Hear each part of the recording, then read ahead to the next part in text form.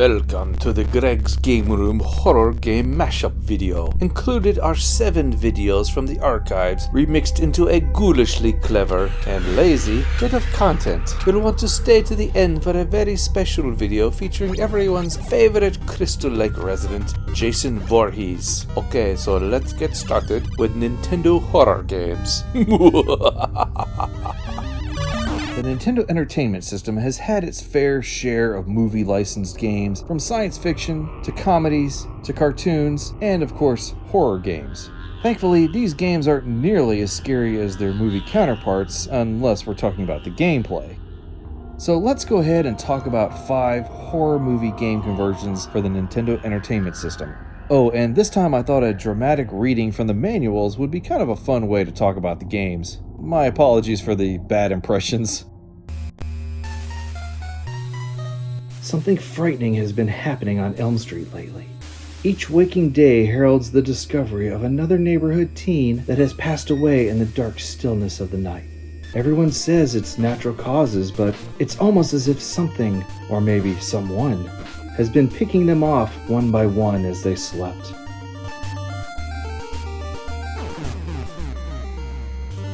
It's a horrible nightmare come true, and this one has a name: Freddy Krueger. It's up to you and your remaining friends to search Elm Street for his scattered bones and throw them all into the high school furnace. If you can just stay awake long enough, you just might end Freddy Krueger's reign of terror for good.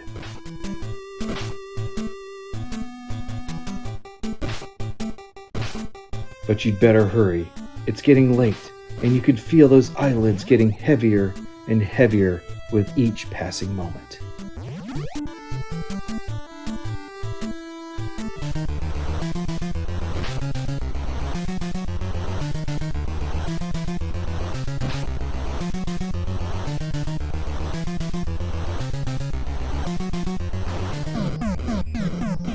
Attention J-Mart shoppers, bothered by the living, irritated by their annoying antics? Well, why not let the ghost with the most help you out? I'll bio-exercise them right out of your afterlife. Who needs them hanging around? This place isn't big enough for both the living and the dead. Just call my name 3 times, and I'll be at your service. We'll trace all the steps leading up to your, tragic demise. I'll show you how to scare off the demons, monsters, and all sorts of weirdos.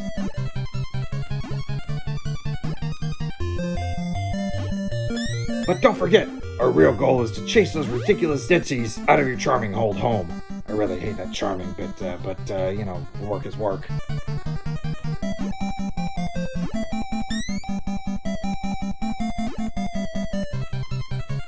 Remind me to collect some extra lives along the way. Sometimes I get so caught up in scaring things that I forget to replenish my help voucher account.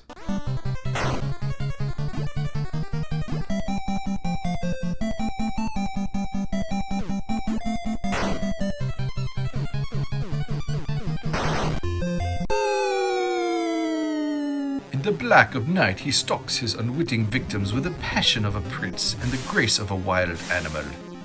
Able to assume the guise of everything from a shadow on the wall to a jagged-toothed wolf beast, he feeds on the living, sinking his pearly fangs into their fair necks for a drink of their life-giving serum.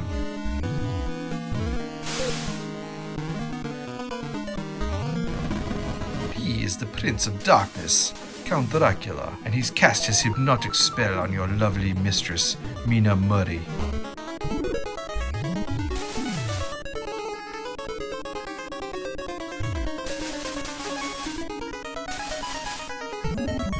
Now you, Jonathan Harker, must drive a stake through the heart of this vampire and save the fair Mina from eternal life as a vampiress.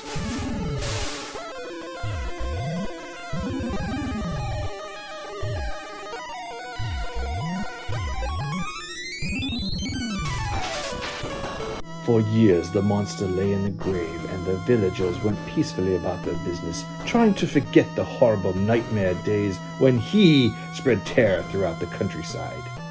For years the sun seemed to shine brighter, and the crops grew taller than anyone could ever remember. Surely their troubles were far behind them, and life was one blissful long walk through paradise. But their wonderful world would be shattered in one mighty flash from the heavens, for lightning had struck on the old tombstone that lay battered and overgrown with weeds in a dark corner of the ancient cemetery.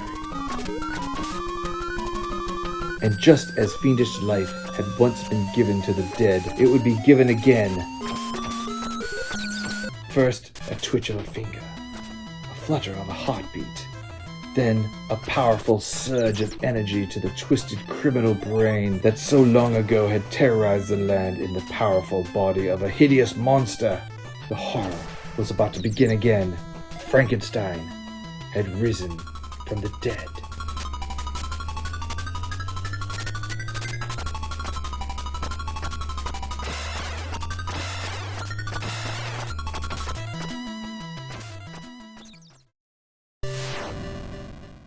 It's a pretty typical summer at Camp Crystal Lake. There's a group of happy children staying at the camp. You and your 6 camp counselor friends are watching over the kids while enjoying the land and the wilderness. The days are bright and sunny, the nights are cool and clear, and Jason is on a rampage.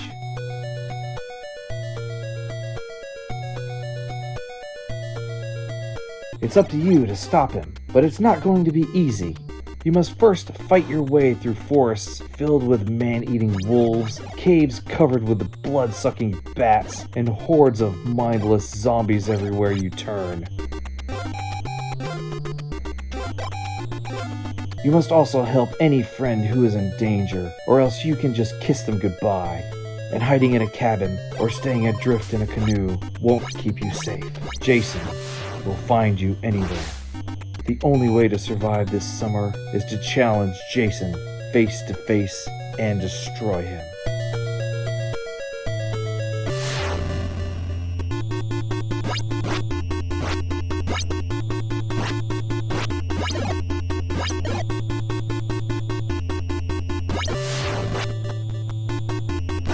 So there you have it, 5 horror movie-based games for the Nintendo Entertainment System. Thank you all for watching, and remember to keep classic gaming alive.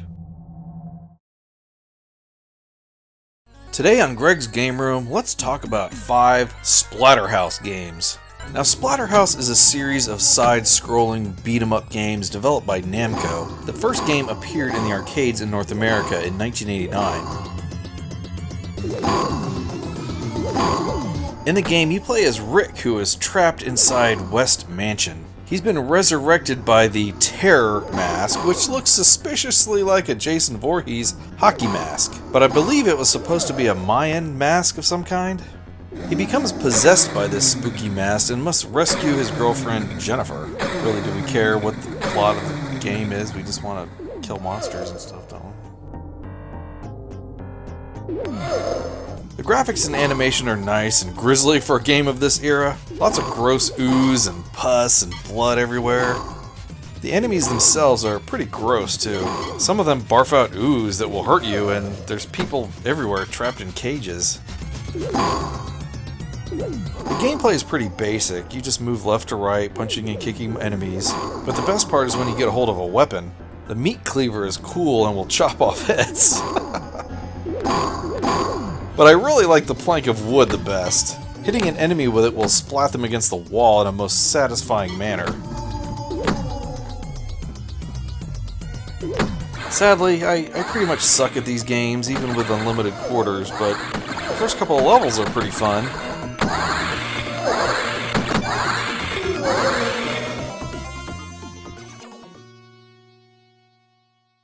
Oddly enough, the first home port of this game was for the NES, or rather the Japanese version known as the Famicom.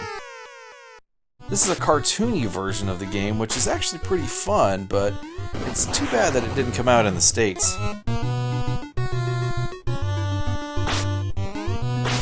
Now this one has a bit more platforming elements to it, which can be kind of tricky. I must have tried this bridge thing about 20 times before I finally gave up.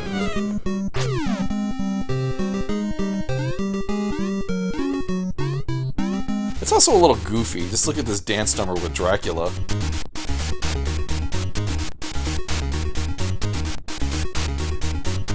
Anyway, it's got good graphics and gameplay, and I especially like the shotgun, something that I understand is also usable in the original game, but, since I suck, I can't even find it in that game. But anyway, if you ever get a chance, try out this Famicom version of the game. It's a little different, but it's still really fun.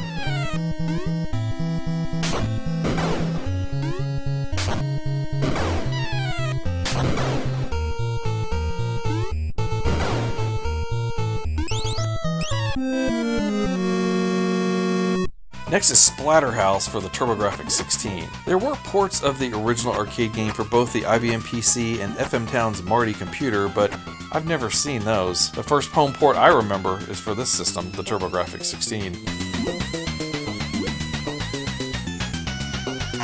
When I originally saw it, I thought, wow, this is actually exactly like the arcade game, but little did I realize how much was changed due to the graphical limitations of the system and the sensitivity to certain imagery.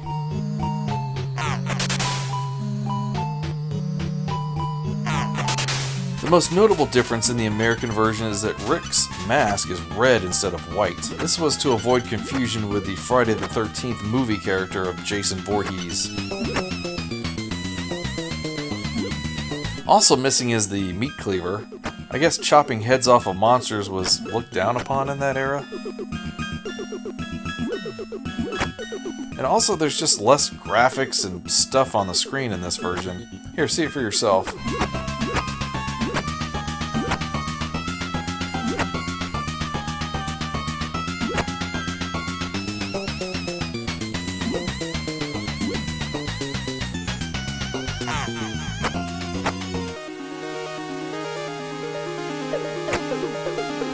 Otherwise, the gameplay is basically the same, and I suck at this one just as bad as I do the original arcade.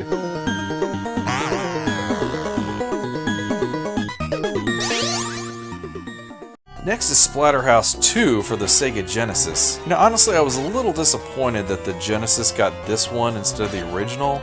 Maybe there was some kind of a licensing problem and they couldn't port the original game to the Genesis. I don't know. Anyway, this is obviously a sequel to that original game, and it's basically the same style of gameplay. You move from left to right, beating up monsters with your fists and feet and sticks to rescue Jennifer, I guess. Now, you'd think that the graphics would be miles ahead of the turbo version, but there's really not that big of an improvement. Don't get me wrong, it has more parallax scrolling in the backgrounds, but it's kind of bland in comparison. Hey, at least Rick's mask is white this time.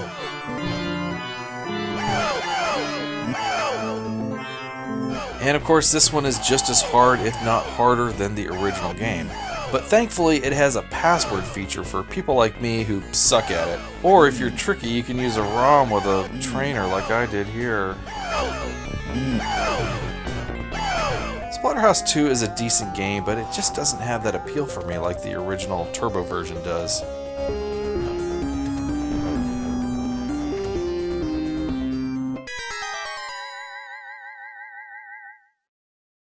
For our last game, let's talk about the wild departure that's known as Splatterhouse 3 for the Sega Genesis.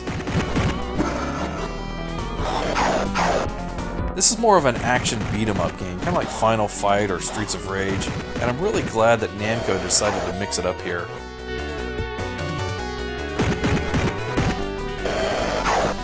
Apparently the story goes that Rick and Jennifer got married and had a kid named David, and it looks like they've been kidnapped again or something. Who cares? This is just an excuse to beat up monsters anyway.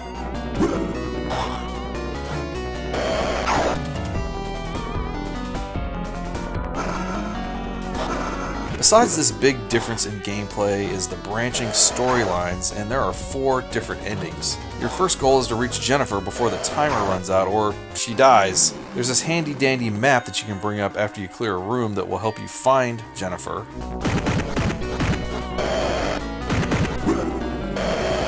You gotta try to save her before that timer runs out, or Jennifer. I'll tell you what though, she really doesn't want me playing as Rick, that's for sure. One of the cool things is that you can get these energy orbs that, when activated, will give Rick superpowered strength. I think he looks pretty darn awesome, all ripped up and everything.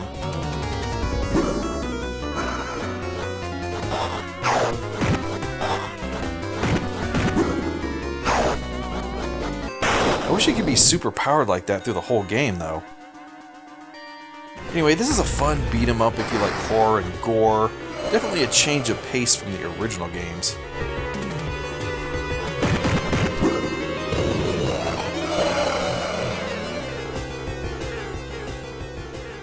So there you have it, 5 Splatterhouse games. Check them out if you enjoy the genre. The Turbo game is a classic on that system. Thanks for watching, and remember to keep classic gaming alive.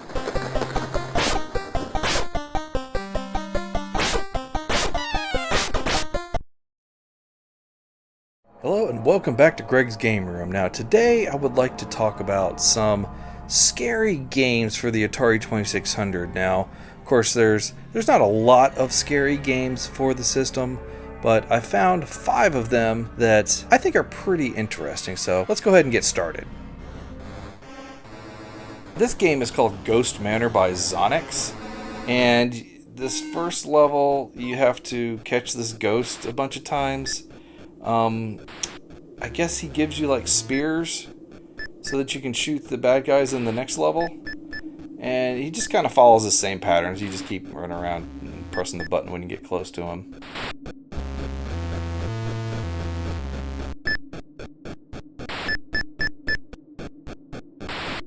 Then we get to this level where you got it looks like a really neat looking castle with this, I guess this is a mummy trying to chop me up here.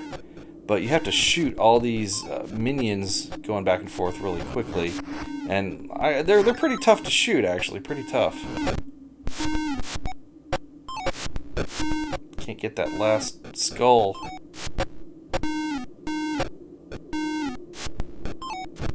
Got it. Then you gotta shoot the mummy guy. And then you get into this, which is kind of like a maze of some kind. I guess I'm gonna go up the stairs here.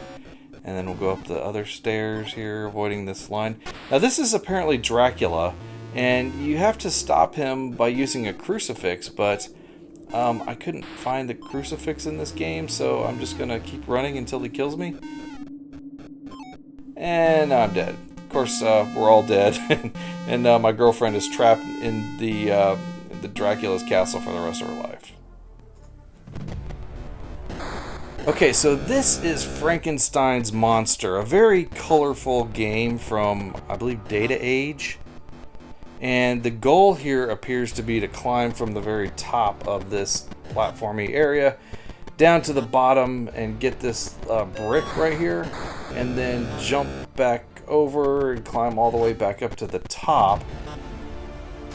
Avoiding spiders, of course, because you can't have a horror game without spiders. Jump over that one.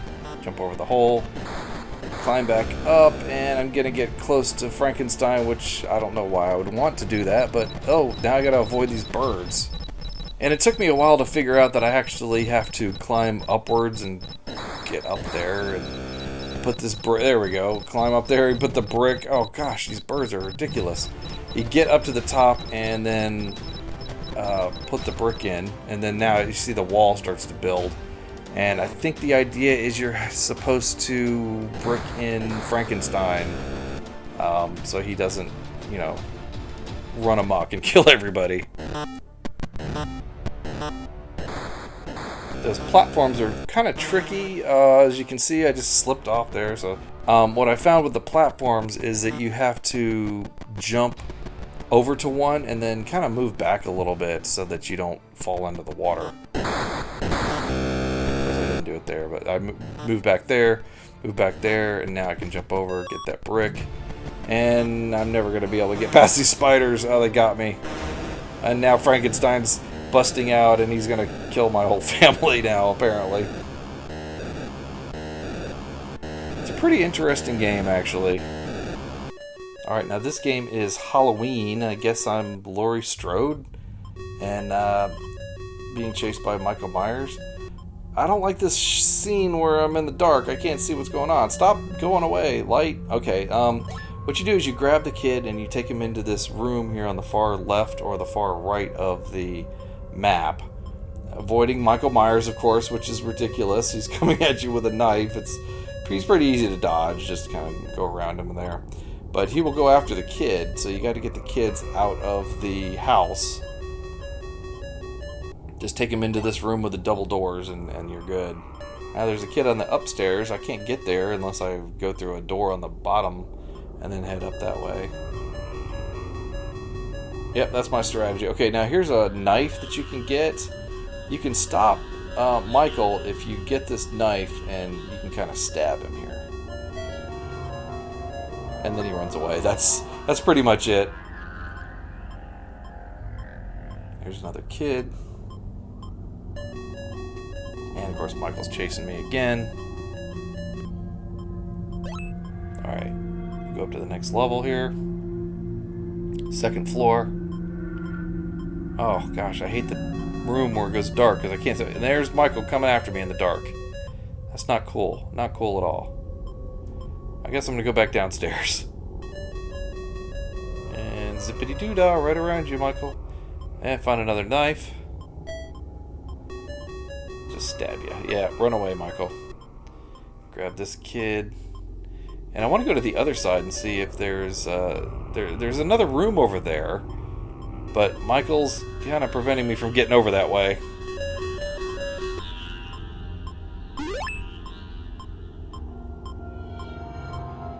I keep finding that knife. Come at me, Michael. Come at me. Okay, that takes me to another part of the house. Probably further down, rather than having to walk all the way down that way, I guess. It's kind of the way Atari games are. You go in a door and you have no idea where you're actually coming out at. You can't get me, Michael. You can't get me. Come on. Oh, he got me. Oh. Alright, see, now I'm just gonna... I'm tired of helping these kids out. Go ahead, get him. Get him, Michael, get him. Oh, he got him. And you get that little animated Atari blood coming out of his head. And then I'm dead too, with a little bit of Atari blood. It's funny. And this is Haunted House. Now the idea in this game is that you are supposed to find 3 parts to an urn and put it together and then get out of the house. There's 4 levels, or 4 floors basically, and it tells you right there, it says I'm on the second floor. And really all you have to do is just walk around and find these parts of this urn and then avoid the ghost, of course. It's okay though, I have 9 lives, so I'm good. I just found a piece of the urn there. Now I'm on the 3rd floor. And really all you have to do is just hit all these little rooms and see if you find the urn pieces. There's some other parts in here, like I think there's like a sword, but if you pick up the sword, then you can't carry the urn anymore. So you're kind of limited to the number of items that you can pick up at once.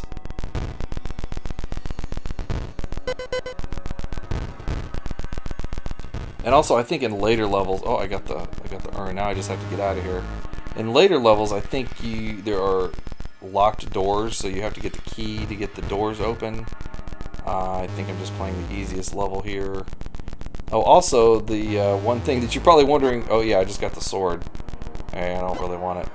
You're probably wondering about the meat wad look. That's the matches. You have unlimited matches that you can strike to help you find your way through the game.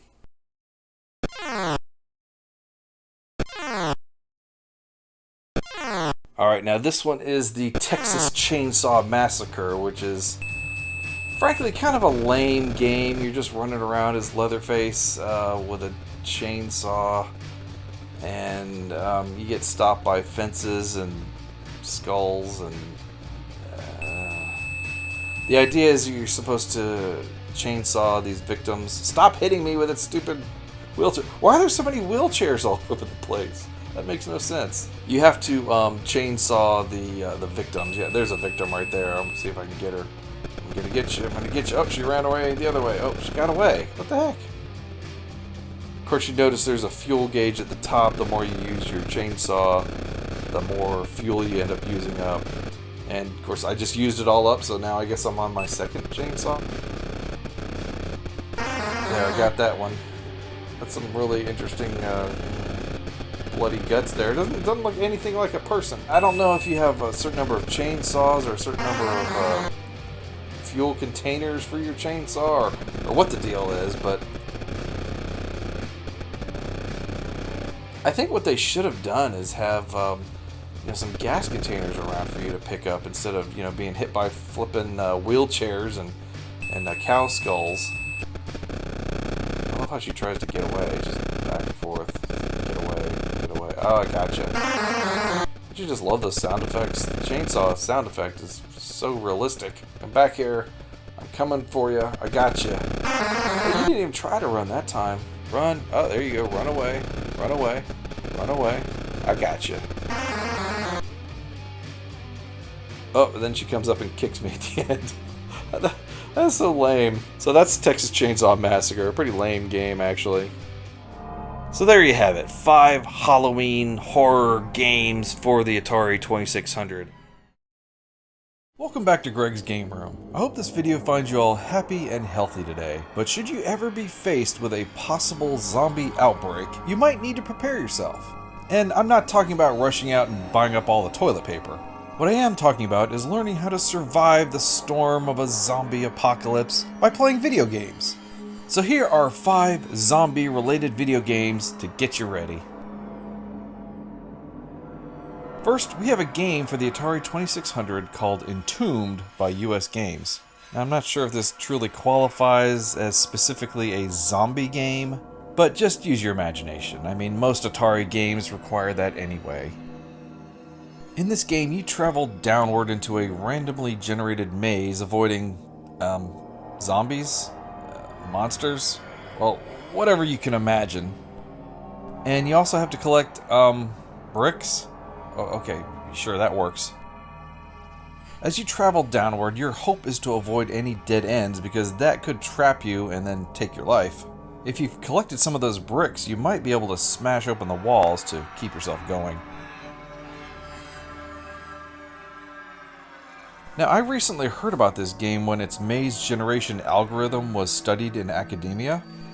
The data to create the mazes is really too large for an Atari game like this, and the programmer was apparently drunk when he came up with it, and now he can't remember how he did it.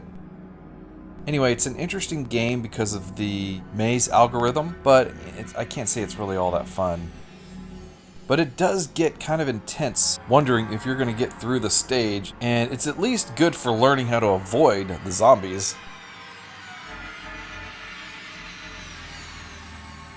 Our next game is called Horror Zombies from the Crypt, which is a side-scrolling platform game for the Atari ST, Amiga, and MS-DOS computers. I always found this game's style so very cool since it tried to look like a 1950s horror movie, and it was one of the first games where I actually enjoyed the cinematic. In the game, you play as Count Frederick, who is apparently trying to destroy all the zombies, mummies, wolfmen, and witches from his newly inherited house. Okay, yeah, I made up that last part about the inheritance thing, but, it seems pretty plausible.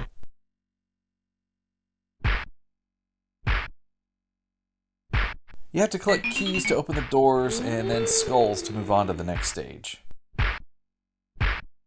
The graphics and animation are good, but the colors seem kind of muted, and I'm sure that was intentional to make it look like an old movie. But I would have preferred the color palette to be a little more colorful. The sound effects are good too, but unfortunately you have to choose between either sound or music. You can't have both. It's a pretty decent game overall, and good for killing some time, or monsters.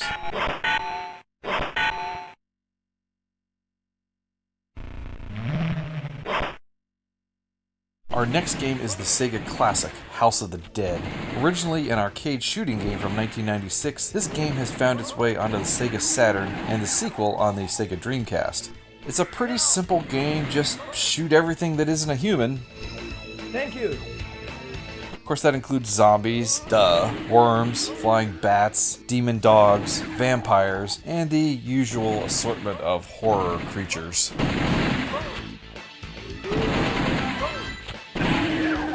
After getting through an area, you shoot a boss to move on to the next stage.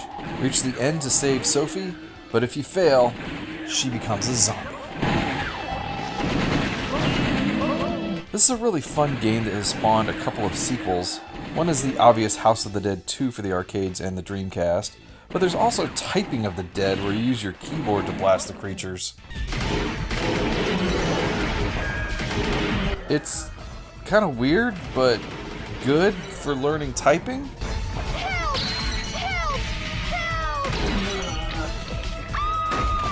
There's also a House of the Dead movie, but the less said about that, the better.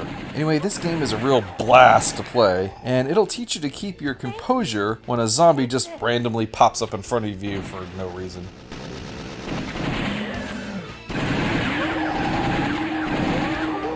Next we have Zombies Ate My Neighbors, a 1993 Konami release developed by LucasArts for the Sega Genesis and Super Nintendo. In the game you play as either Zeke or Julie, who use their water guns against horrible zombies, spiders, aliens, werewolves, vampires, and other creatures. Seriously, water guns though? That's all it takes? Okay. Besides blasting enemies with just water, you also have to save the residents in your area. Those areas include the neighborhood, the shopping mall, the local haunted castle, a UFO. Yeah, this game's kind of weird. Once you rescue the residents, you move on to the next area. Zombies Ate My Neighbors has good graphics, sound, and playability. The graphics are a bit better on the Super Nintendo, but I like the speed of the Genesis version slightly better. It's also a good training tool for how to use water guns responsibly.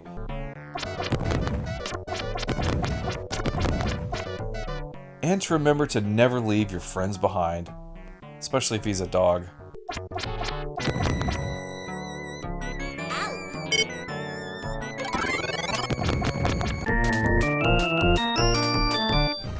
Finally, we have one of the weirdest games I've ever played, Zombie Nation for the Nintendo NES.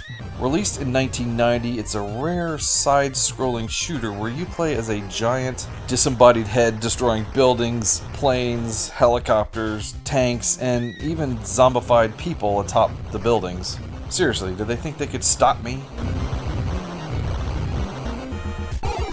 Another thing to watch out for are the cosmic rays, which will pretty much kill you instantly. While smashing everything up, be sure to rescue any people that are falling out of the buildings. The more people you save, the faster you'll be able to shoot. And if you save 15 people, you'll get a smart bomb that just destroys everything on the screen. The graphics are very detailed and the action is fast and fun. I like how you can just basically destroy everything by shooting your eyeballs and tongue. At least I think that's your tongue. But it's just weird how they regenerate fast enough to be squeezed out of your head at such a rapid speed. This is one crazy game, but it's actually pretty good. If you ever get a chance to play it, give it a shot. You might learn how to save people from tall buildings? I don't know.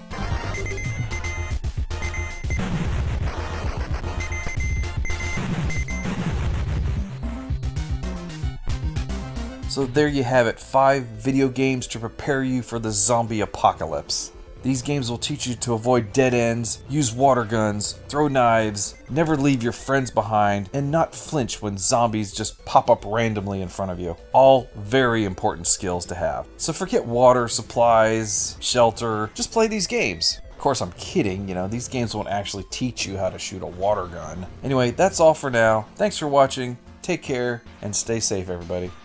Ah! No!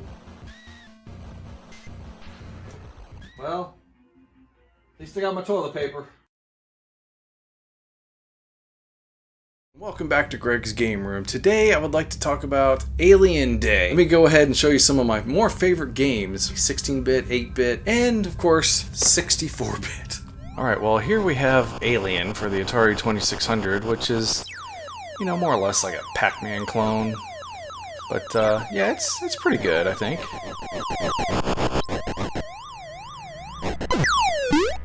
Then we have this Alien game for the Commodore 64, which I'm not really sure how to play it exactly, but it looks kind of interesting.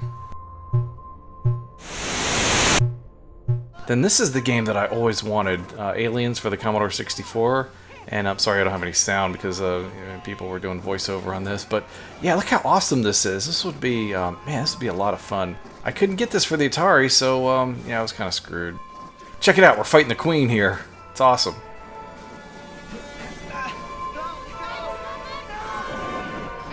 Then we have Aliens Thanatos Encounter for the Game Boy Color. Yeah, I played this for a few minutes. I couldn't find any aliens except maybe, I don't know if that's a face hugger or what that is, but yeah.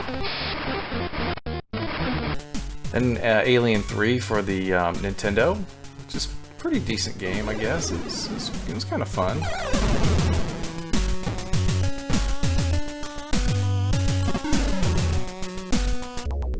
Then we got Alien 3 for the Sega Genesis, which was a pretty well-known version of that particular game.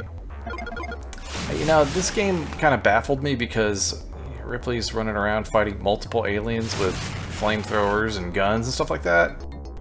Yeah, that wasn't in the movie. Then we have Alien 3 for the Super Nintendo, which I played for a little bit and seemed like it was pretty fun, actually, going through these tunnels here and stuff.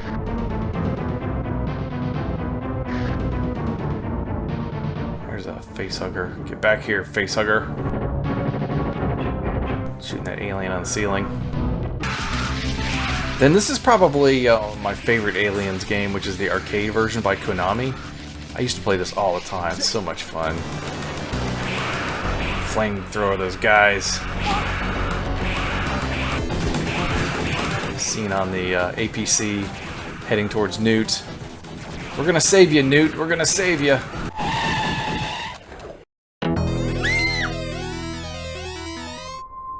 And then this is a prototype game for the Atari Lynx called Alien vs. Predator. I guess Atari had the license for this, so they thought, well, we got it on the Jaguar, let's put it on the Lynx too. Then here's the granddaddy of Alien vs. Predator games, Alien vs. Predator for the Jaguar. This was a system seller game for me. Oh. And then here you can play as the alien running around attacking these Marines. It's not too hard to do the cocooning thing. Some people have trouble with it. Then here's Aliens vs. Predator for the Super Nintendo. It's just kind of like your basic beat 'em up. I don't think this was a direct port of the arcade game, which is coming up next. Now this is Aliens vs. Predator for the arcade, which again is just kind of a standard beat 'em up, but man, it's a lot of fun.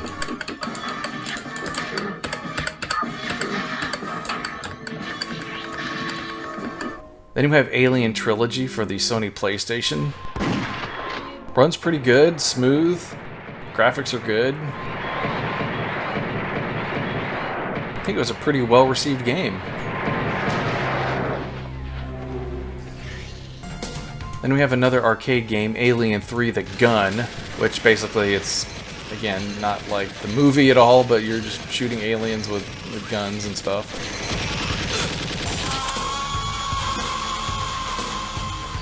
Then we have Alien vs. Predator from 1999, and yeah, I had this game, I played it all the time, absolutely loved it. Never did complete it though, but it was pretty cool. Then we have the 2010 version of Alien vs. Predator. Basically the same game, but with much better graphics.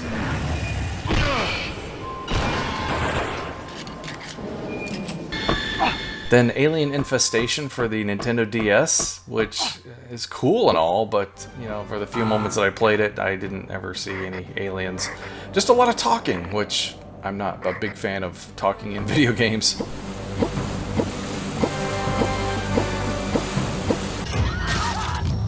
Then we have Aliens Colonial Marines. A lot of people didn't like this game, but I thought it was fun. Had some weird AI problems, but other than that, it was pretty good.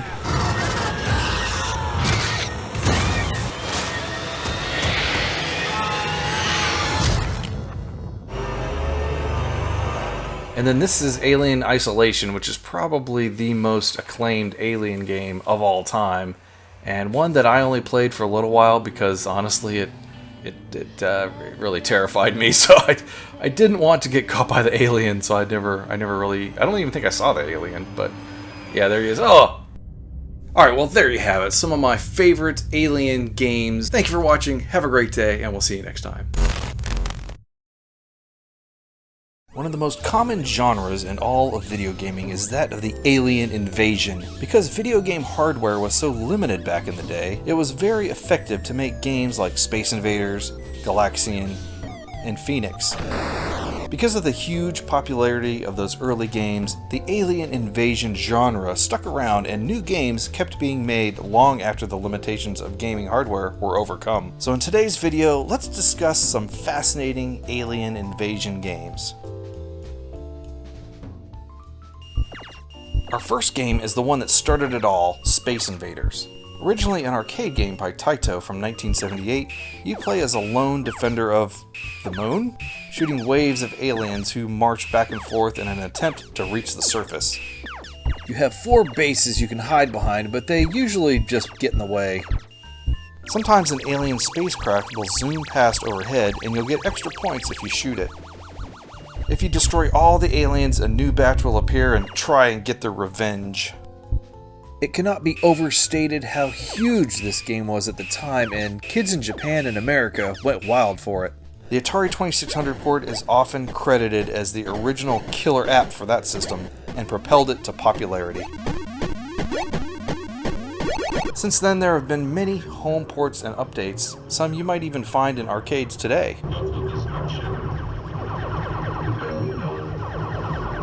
Next is a light gun game for the Atari 7800 called Alien Brigade from 1990. Similar to games like Operation Wolf and Terminator 2, your goal is to rid the world of alien scum in the jungle? Well, I guess that's not unheard of. Anyway, you blast a variety of aliens, including ones that have taken over the bodies of your fellow soldiers. Helicopters, tanks, and boats will join in to stop you. Once you reach the end and defeat the mother alien, you get a wonderful ending to the story which says you can defeat the aliens in the next game called Planet Smashers. This is one of the more interesting and graphically beautiful games for the Atari 7800.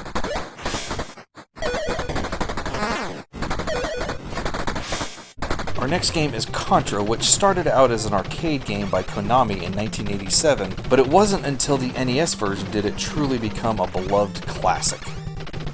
In it, you play as the Beefcakes, Bill or Lance, on a jungle quest to defeat the alien menace Red Falcon. Okay, so that's 2 games in a row with the same setting. I guess that means aliens like jungles. In between the action platforming, you also infiltrate the alien bases in a 3D style where you shoot into the screen. This is a nice way to break up the action. After the jungle, waterfall, and mechanized base stages, you'll reach the alien hive and destroy the actual beating heart of Red Falcon. Contra is one of the all-time greatest games for the NES, and I absolutely love it.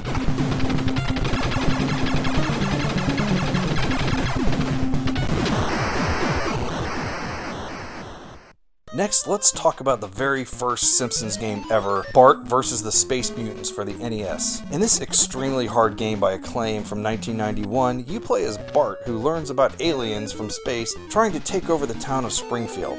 All they need to do is acquire different objects starting with things of the color purple. Not sure why that was chosen, but whatever. So you have to change all the purple items by spray painting them red. Later stages involve you collecting hats or exit signs and popping balloons. Bart can see the aliens if he wears his X-ray glasses, which seems oddly similar to the John Carpenter movie They Live. A strange choice for a first Simpsons game, and one that I find incredibly hard.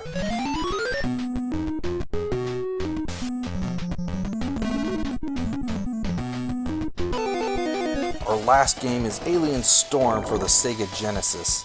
It's a side-scrolling beat-em-up game where you play as a team of alien busters that includes Garth the battle-hardened veteran, Scooter the robot, and Karen the lady in the yellow jumpsuit. It's not your typical beat-em-up though, because you're using weapons such as laser guns, plasma whips, and flamethrowers instead of punches and kicks. There's a variety of alien creatures, and they can get pretty sneaky sometimes. You'll never look at trash cans the same way again. Breaking up the action are the first-person perspective bonus stages, where you get to trash pretty much everything. It's amazing.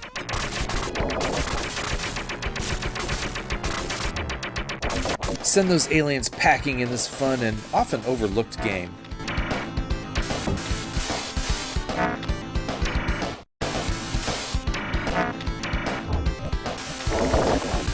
So there you have it. If you've ever had the urge to travel to Area 51 to find some aliens, think twice before going. It's much safer to battle them on your TV screen than it is to meet one in person. Thanks for watching, and remember to keep classic gaming alive.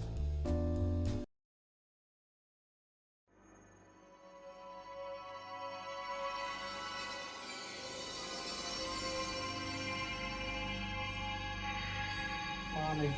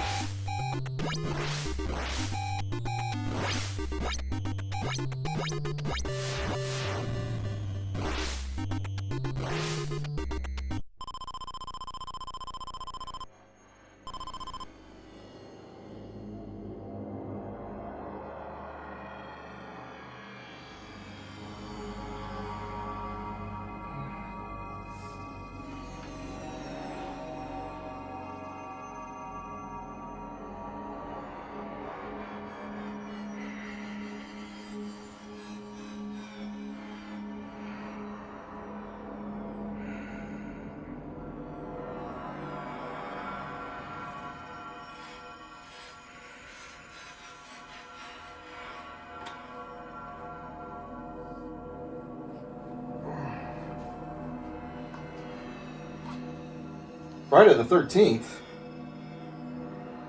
Huh.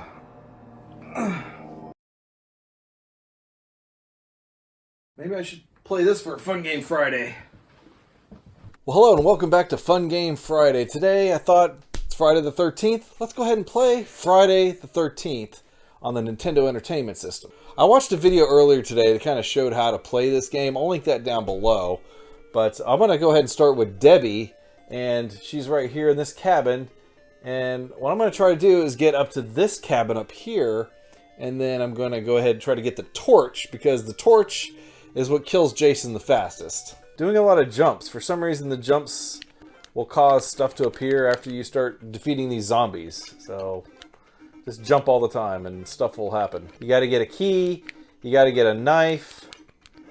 And there's the lighter. Keep on going. Killing these zombies, which...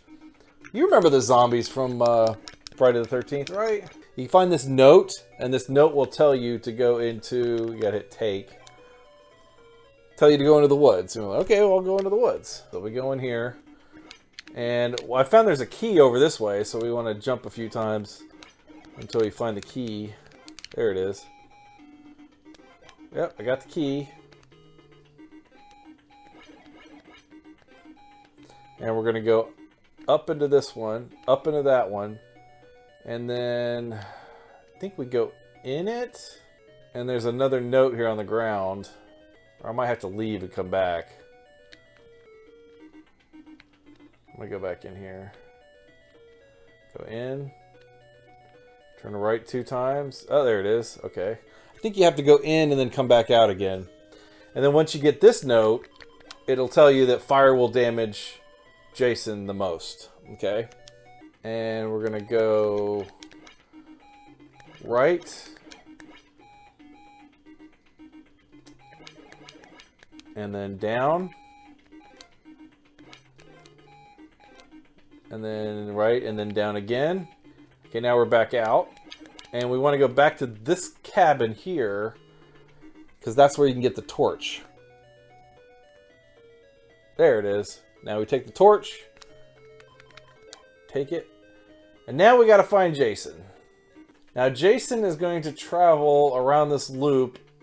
I think he travels this direction on the outer loop and this direction on the inner loop. I could be wrong, but I'm just going to keep going around in a circle till I find him.